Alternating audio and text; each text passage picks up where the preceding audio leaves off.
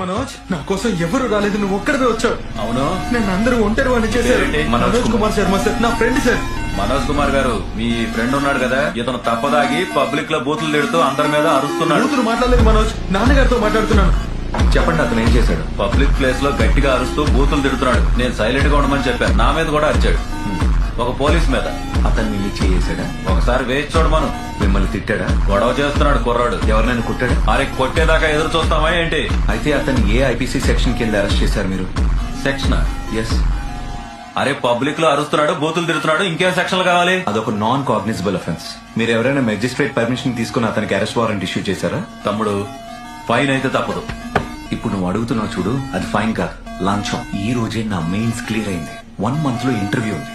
IPS అయిన వెంటనే నేను చేసే మొదటి సంతకం నీ సస్పెన్షన్ లెటర్ మీద ఉంటుంది, అది గుర్తుపెట్టుకో.